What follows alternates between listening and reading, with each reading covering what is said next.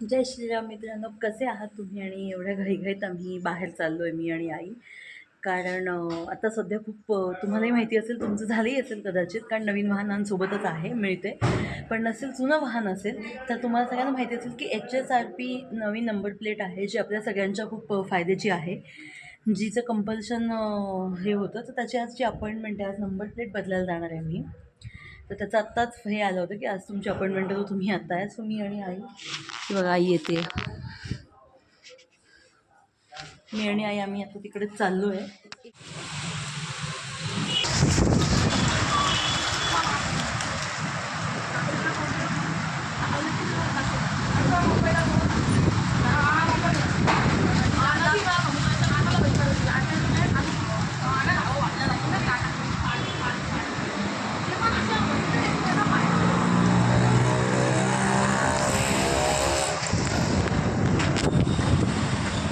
गाडीचं टायर झालंय पंक्चर.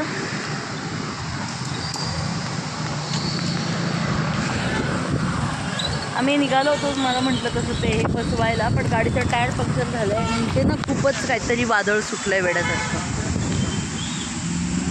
आणि त्यामुळे झालं आहे शॉर्ट सर्किट. हवा बघा कसली सुटली आहे, त्यामुळे होतं शॉर्ट सर्किट. आणि शॉर्ट सर्किटमुळे इथलं लाईट पण गेलेलं. आता हे कधी होईल आणि कधी आम्ही कुठे घरी जाणार का बाहेर जाणार काय माहिती. त्या इथे उभी आहे दुकानामध्ये. हे बघा, इतका काहीतरी बेकार वारा सुटला आहे, उन्हाळ्याचं सुद्धा एवढ्या की बस.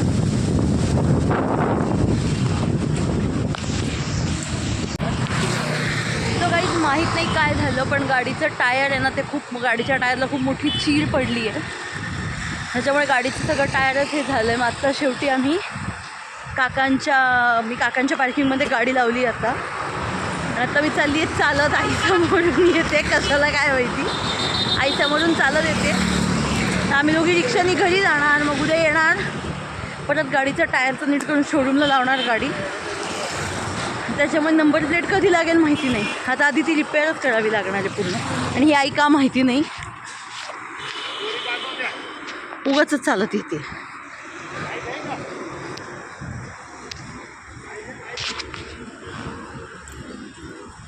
चला आता बघू काय होतं, रिक्षा तरी मिळते का नाही ते.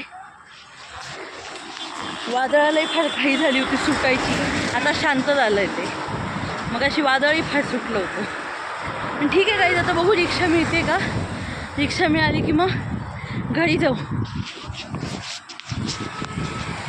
तू कशाला आली चालत? चालत कशाला आली म्हटलं?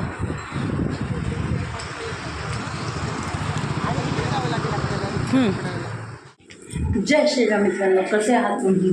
आणि मी तुम्हाला त्या दिवशी म्हणजे ह्याच ब्लॉगमध्ये आधीच्या भागात म्हणजे जो मागचा कंटिन्यू करत होते ब्लॉग, म्हणजे हा जो ब्लॉग मी कंटिन्यू करते परवाचा आणि आजचा. कारण कालही असंच वादळ होतं, पाऊस होता, त्याच्यामुळे मग काल पण मी काही गाडी घ्यायला गेले नव्हते. तर आता मी चालले गाडी घ्यायला, काकांच्या इथे आहे. आणि मग तिकडनं गाडीचं टायर पूर्ण हे झालेलं आहे, मी तुम्हाला दाखवलं होतं परवा, चिरलं गेलेलं आहे ते. आता त्याचं रिपेअरिंग करायला म्हणून आता मी चालले. कारण कालही साधारणतः 2 वाजता वगैरे मी फ्री झाले सगळे कामं करून, आणि जायचं म्हटलं तर तेव्हा परत पावसाने वादळ सुरू झालं होतं. त्यामुळे काल काही जायला जमलं नाही. तर मग आज जरा सकाळी लवकरच 11:30-12:15पर्यंतच निघाले. म्हणजे जाऊन काय होतं काय नाही, किती काय करावं लागतं ते पण बघावं लागणार आहे. आणि माझी मेन जी HSRPची नंबर प्लेट बदलायची होती ते पण काम अजून राहिले. तर आता बघूया टायरला काय खर्च येतो, किती वेळ लागतो ते.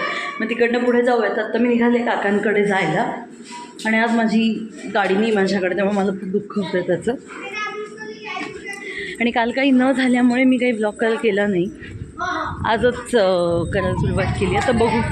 तर रिक्षा पकडायचा हा माझा सगळ्यात मोठा पहिला टास्क आहे. रिक्षा पकडायची, रिक्षा पकडून मग काकांकडे जायचं आणि मग पुढचं काम करायचं. बघू, चला पकडूयात रिक्षा. कुठे मिळते ते बघूयात आता, किती चालत जाऊन मिळते ते.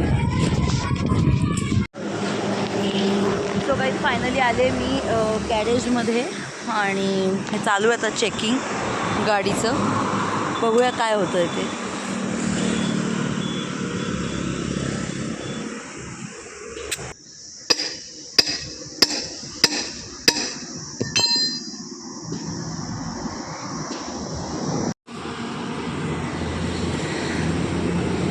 मैं सोचता हूँ डबल कस्टमर आया, अच्छा काम करते। अभी तो अच्छा काम है।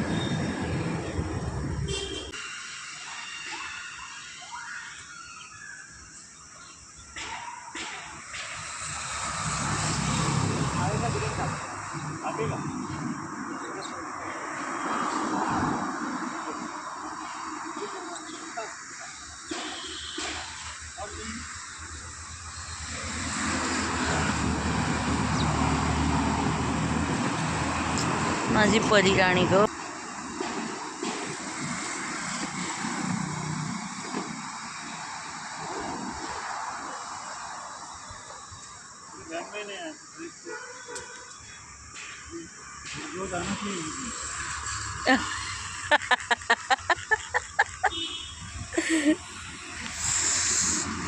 तेच मी आता आईशी बोलेन, आई काय म्हणते ते बघते.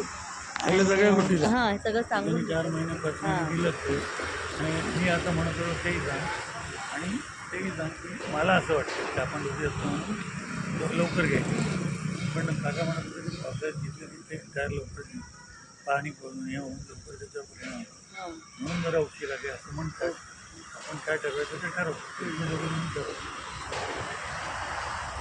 आणि त्याचा फायदा होतो असं माझं म्हणणं. आपण असं केलं तर ते चालेल. मग कारण आणि मी जनरली ह्याला वगैरे चालवलं ना औरंगाबाद नाक्यावर, म्हणजे औरंगाबाद रोड पूर्ण मोकळा असतो, मोठा आहे त्याच्यामुळे तिथे सुद्धा मी कधी 50च्या वरती माझं म्हणजे माझं होतं 60. हा पण आणि 4 व्हीलर आहे ना, स्कूटरचं कसं माहिती आहे, स्कूटरचं नाही का. की तिथली 60 म्हणजे तुमची 30 वाटते. हो ती जेव्हा मी 60 मध्ये आत बसलो असतो तेव्हा ती हे होते. So guys finally number plate तर मिळालेली आहे आणि इथे लावणारं कोणी नाही आहे. तर लावणारं जोपर्यंत येतं तोपर्यंत इथेच शोरूमच्या बाहेर वाट पाहते. लावणारं कोणी नाही आहे, ते आता लंच टाईम झाला आहे त्यांचा. तर लंच टाईम झाल्यानंतर ते येतील आणि लावतील, तोपर्यंत इथेच वाट पाहते मी. आणि काही नाही, ऊन आहे छान, उन्हात चांदण पडल्यासारखे उन्हात उभं राहायचं आहे. पण ठीक आहे, काही हरकत नाही. काम पूर्ण झाल्याशी मतलब आहे आजच्या दिवसामध्ये, कारण मग परत एकाच गोष्टीसाठी 4 वेळा बाहेर पडू शकत नाही. थोडक्यात काय, आज माझ्या गाडीचे ना खूप लाड आहेत. आधी त्याचं टायर रिपेअर झालं, आता त्याची नंबर प्लेट बदलणार आहे. त्याच गाडीची मजा आहे थोडक्यात माझ्या. थोड्या दिवसांनी चकचकीत होऊन येईल. सो असं आहे. चला वाट बघूयात, तोपर्यंत काहीतरी टाईमपास तर करूच आहे तिथे. तर सावली नाही येत तो कुठेच, बघतो.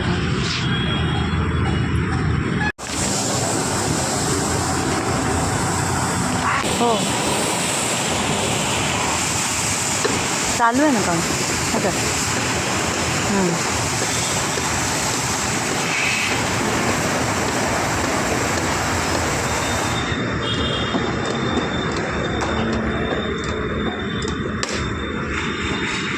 का लागते.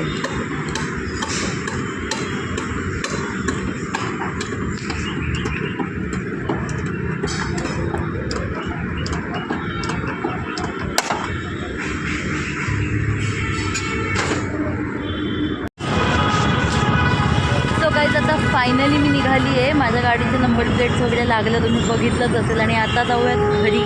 आता साधारणतः वाजले आहेत 2 वाजलेत आता मी घरी जाते. थोडीशी पेटपूजा पण करते आणि ऊन पण खूप येतं. आणि मग त्यांनी संध्याकाळी भेटूयात. आणि आता जो ब्लॉग आत्ता जो रेकॉर्ड करते आजचा जो ब्लॉग आहे तो पूर्ण बघा. या ब्लॉगच्या शेवटी तुमच्यासाठी एक सरप्राईज आहे, गंमत आहे, तो ती मिस करू नका. ब्लॉग पूर्ण बघा आणि भेटूयात आता घरी जाऊ, बघू काय जेवण खाणे, संध्याकाळी भेटूयात.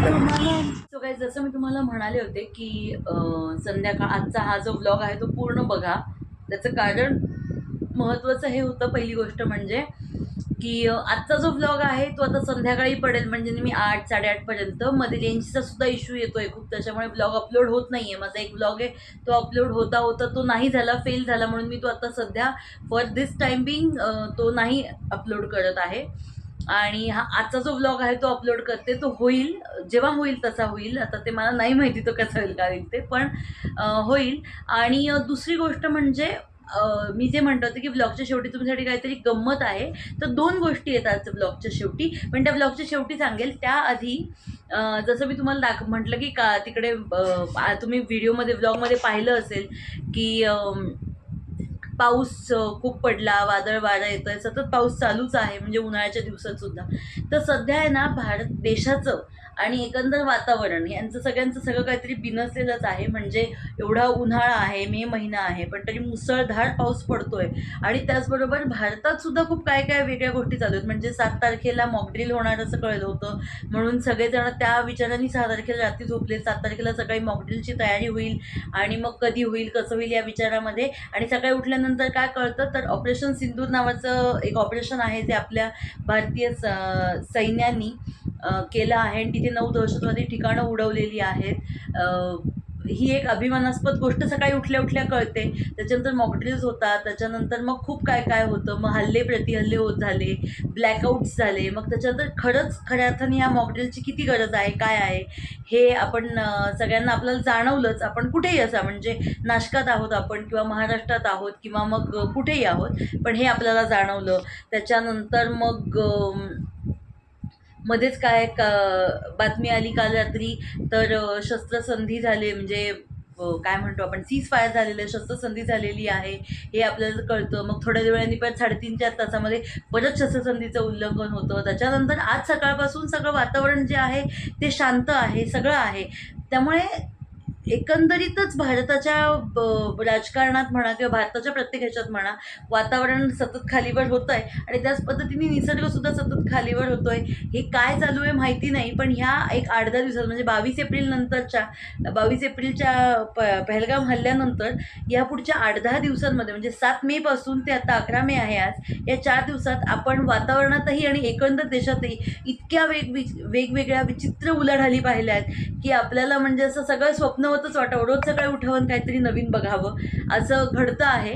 पण लेट्स होप की हे सगळं जे चालू आहे हे लवकरात लवकर थांबो आणि सगळ्या गोष्टी लवकरात लवकर नॉर्मल होत. आणि त्याचबरोबर एक 1-2 महत्त्वाच्या गोष्टी सांगायच्या आहेत. त्यानंतर मग मी ज्या तुम्हाला काय म्हणतात गुड न्यूज झोन देणार आहे त्या देते. की सगळ्यात आधी म्हणजे की आपण सगळ्यांनी जे आपण देशात इंटरनली राहतो आहे, आपण सगळ्यांनी आपल्या देशाच्या सीमेवर लढणाऱ्या म्हणजे अभिमानास्पद गोष्ट तर आहे की ऑपरेशन सिंदूर केलं आहे किंवा जे काही आत्ता आपण सगळं ऐकतो आहे ही अभिमानास्पद गोष्टच आहे. आणि त्यानंतरसुद्धा अजूनही सगळं जरी स्थिरस्थावर असलं तरी अजूनही सैन्य आपलं बॉर्डरवर तैनात आहे आणि ते तिथे तैनात आहेत म्हणून आपण घरामध्ये शांततेने राहू शकतोय, जगू शकतोय, झोपू शकतोय निसरूसपणे. सो आपण सगळ्यांनी प्रत्येकाने आपण देवपूजा करताना किंवा काही करताना काही करत नसाल तर नुसतं मनात एक असं हे करा की जे सैन्य सीमेवर आपल्यासाठी तैनात उभं आहे त्या सीमेच्या सैन्यांना सगळ्यांना दीर्घायुष्य मिळो. सीमेवर राहणारी जी गावं आहेत त्यांच्यासाठी सुद्धा हा काळ जसा सैन्यासाठी तसा त्यांच्यासाठी सुद्धा हा काळ खूप कठीण आहे असं म्हणता येईल आपल्याला.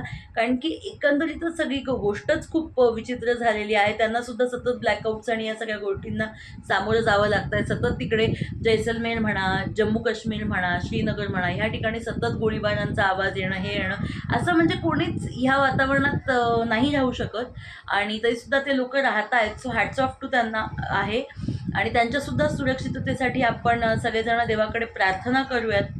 जे काही भारतीय सैन्याचं मोटिव्ह आहे किंवा जे काही भारतीय सैन्य अप टू आहे की सगळ्या नागरिक देशाची सुरक्षा थोडक्यात तर त्या सगळ्यात त्यांना यश मिळो ही सुद्धा आपण प्रार्थना करू. आणि त्याचबरोबर मित्रांनो सध्या ना मोठ्या प्रमाणावर सायबर हल्ले होत आहेत. वेगवेगळ्या फाईल्स आपल्याकडे येत आहेत, व्हिडिओज येणार असं बरंच काय काय होतं आहे. सो ह्यासाठी सुद्धा सगळ्यांनी सतर्क राहा की असं कुठलाही फाईल आली, कुठलाही व्हिडिओ आला जो अननोन नंबरवरून येतो तर प्लीज सध्याच्या काळामध्ये त्याला अवॉइड करा. या सगळ्या गोष्टींकडे दुर्लक्ष करा. तुम्ही ज्या शहरात राहता त्या शहरात जर समजा तुमच्या आजूबाजूला कुठे तुम्हाला मिलिटरी काही ॲक्शन्स दिसत आहेत किंवा फौजांचं येणं जाणं किंवा काहीही गोष्ट दिसते जी मिलिटरी ॲक्टिव्हिटीमध्ये मोडते अशी जर कुठली गोष्ट तुम्हाला दिसत असेल तर प्लीज त्या गोष्टी रेकॉर्ड करू नका, त्या गोष्टी सोशल मीडियावर टाकू नका, त्या कुठेही वाच्यता त्याची करू नका. कारण ह्याच्याने आपण आपल्या आणि सैन्याचा दोघांचाही जीव धोक्यात घालतो. त्याच्यामुळे ह्या गोष्टी प्लीज करू नका. तिसरी महत्त्वाची गोष्ट युद्धजन्य परिस्थिती निर्माण झाली होती देशामध्ये तर त्या काळामध्ये किंवा अजूनही जे सैन्य आहे जे सीमेकडे जातं आहे किंवा सीमेवरनं येते किंवा आपल्याला कुठेही असं दिसतं की रेल्वेचा प्रवास आहे, बसचा प्रवास आहे, कुठल्याही प्रवासात आहे जर सैनिक आपल्याला जाताना म्हणजे हे तर खरं आत्तासाठीच असं नाही, एक जनरली सुद्धा ही गोष्ट खूप लागू होते, पण आत्ताच्या काळात महत्त्वपूर्ण आहे की आपल्याला सैनिक कुठे प्रवास करताना दिसतोय, त्यांना आत्ता तातडीने कुठेतरी जावं लागते, कुठेतरी त्यांचं पोस्टिंग होतं आहे, त्यांच्याकडे रिझर्वेशन्स नाही आहे, त्यांना काही नाही आहे. अशा परिस्थितीत जर तुम्हाला कधी हे दिसलं की एखादा सैनिक सफर करतोय म्हणजे त्याला बसायला जागा नाही आहे किंवा मग तो उभ्यानी किंवा कुठेतरी खाली बसून पायरीवर बसून दारात बसून प्रवास करतो आहे, तर ही एक भारतीय नागरिक म्हणून आपली जबाबदारी आहे की आपण त्यांना सीट अवेलेबल करून द्यावं, आपण त्यांना कम्फर्टेबल करून द्यावं. कारण की आत्ताच्या परिस्थितीमध्ये असं आहे की आपण कम्फर्टेबली आपल्या घरात राहावं, मोकळा श्वास घ्यावा, म्हणून ते लोक तिकडे सीमेवर लढता आहेत. सो आत्ता आपली ही जबाबदारी ॲज अ भारतीय नागरिक म्हणून की आपल्याला कुठेही आपल्याला जर समजा जवान दिसत आहेत किंवा काही दिसतं आहे, तर त्यांना आपण कमीत कमी आपल्याकडनं त्यांना त्रास होईल आणि त्यांना जास्तीत जास्त आपण कम्फर्टेबल करू शकू, हा आपण एक प्रयत्न करायचा आहे.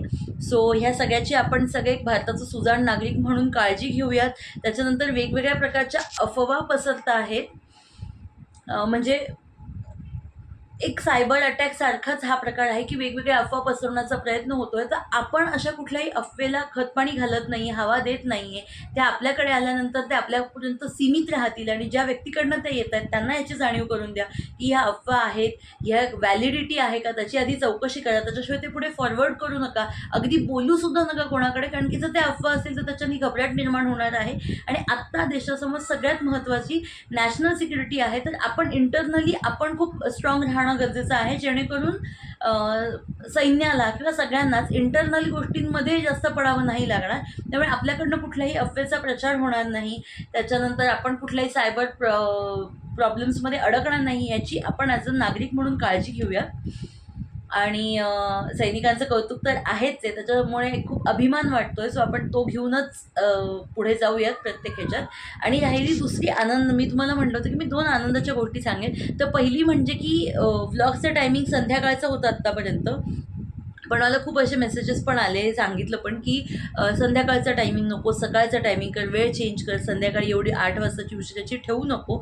त्यामुळे इथून पुढे माझे व्लॉग्स जेव्हा येतील, अगदी उद्यापासूनही येणार आहेत काही व्लॉग्स, तर ते मी सांगतेच पुढे, पण इथून पुढे माझे जे व्लॉग्स येतील ते दुपारी 1 वाजता येतील. कारण संध्याकाळी ना थोडंसं नेटवर्कचा इश्यू होतो. आणि दुसरी गोष्ट म्हणजे की इट इज बेटर की दुपारी 1 वाजता, कारण मला असे सजेशन झाले की दुपारी 1 वाजता ब्लॉग तू अपलोड करत जा, तेव्हा बघितला जातो, हे होतं, त्यावेळेला अपलोड का नाही करत. त्यामुळे मग मी असा विचार केला की सगळ्यांच्या जर ह्या सूचना येत असेल तर त्या पाळायला पाहिजे. त्यामुळे इथून पुढे म्हणजे आजचा ब्लॉग तर संध्याकाळी येईल, तो जेव्हा अपलोड होईल, कारण नेटवर्क इश्यू होत आहेत त्याच्यामुळे. पण इथून पुढे जे ब्लॉग्स येतील ते संध्याकाळी नाही येणार, तर ते सकाळी 1 वाजता, दुपारी 1 वाजता येतील. आणि असं होत नाही कधी की मी दिवसातनं 2 व्लॉग पोस्ट करते, पण कधी एखाद वेळेला असं झालं की व्लॉग 2 पोस्ट करायचे, खूप मोठं आहे असं काही आहे, तर मग एक सकाळी दुपारी 1 वाजता आणि संध्याकाळी 8 वाजता अशा 2 वेळेला होतील. पण मेनली जे माझे व्लॉग्स येतील ते दुपारी 1 वाजताच येतील. आणि दुसरी गोष्ट आनंदाची ती अशी आहे की मला खूप खूप आधीपासून हे व्लॉग शूट म्हणजे पोस्ट करायचे होते, पण काही कारणांनी मी ते पोस्ट नव्हती करू शकत. तर आत्ताच आम्ही काही महिन्यांपूर्वी आम्ही लेह लडाख ट्रिपला गेलो होतो, कारगिल, लेह लडाख या सगळ्या ट्रिपला. सो त्यावेळेला मी काही व्हिडिओज बनवले होते, त्यावेळेला मी छोटे छोटे व्लॉग्स बनवले होते. तर ते मला खरं तर तुमच्याशी शेअर करण्याची फार मनापासून इच्छा होती, पण काही कारणांमुळे ते होऊ नव्हतं शकत त्यावेळेला. आणि पण आता माझ्याकडे ते सगळे व्हिडिओज आहेत, त्या व्हिडिओजचे मी सगळे कंबाईन करते आहे आणि त्याचे काही व्लॉग्स आहेत ते इथून पुढे म्हणजे उद्यापासून तुम्हाला ते व्लॉग्स दिसतील 1 वाजता शार्प. आणि त्याच्यात आम्हाला काही चांगले वाईट अनुभव पण आले आणि आमच्यासोबत एक थोडीशी ट्रॅजेडी म्हणता येईल, ती पण झाली थोडीशी. सो त्यामुळे आम्हाला ट्रिप थोडीशी अर्धवटच मध्ये थांबवावी लागली काही कारणांनी, काही कारणं अशी घडली त्याच्यामुळे. ते ती कारणं काय आहेत आणि ती परिस्थिती उद्भवू नये म्हणून आपण काय करायला पाहिजे, ह्या सगळ्यांवर आपण उद्यापासून पुढच्या पूर्ण जे आमची जी लेह लडाख ट्रिप आहे त्याच्या सगळ्या व्हिडिओजमध्ये दरम्यान आपण बोलूयात. त्या व्हिडिओजमध्ये मी बोलले कमी आहे, आजूबाजूची सिनरी खूप जास्त मी शूट करण्याचा प्रयत्न केला आहे. तर मी शक्यतो प्रयत्न असा असेल की तिथेसुद्धा मी कमीच बोलेन. व्लॉगमध्ये काही असेल, काही गोष्टी जर मला मेन्शन करायच्या आहेत त्याचं मी व्हॉईस ओव्हर देईल, पण खूप जास्त नाही बोलणार. सो उद्यापासूनचे व्लॉग्स अजिबात मिस करू नका. पुढे येणारे जे ब्लॉग्स आहेत ते खूप एक्साइटिंग असणार आहेत. So that's it for today. आजचा ब्लॉग मी इथेच संपवते आहे. तुम्हाला आजचा ब्लॉग कसा वाटला हे मला नक्की सांग, कमेंट करून कळवा. व्हिडिओला लाईक करा, व्हिडिओला लाईक आणि शेअर करा, चॅनलला सबस्क्राईब करा, don't forget to hit the bell icon. आणि आपण भेटूयात उद्यापासूनच्या सगळ्या व्लॉग्समध्ये. उद्यापासूनचे व्लॉग मिस करू नका आणि ते शेअर करायला सुद्धा विसरू नका. आपण भेटूयात उद्या. राम राम मंडळी.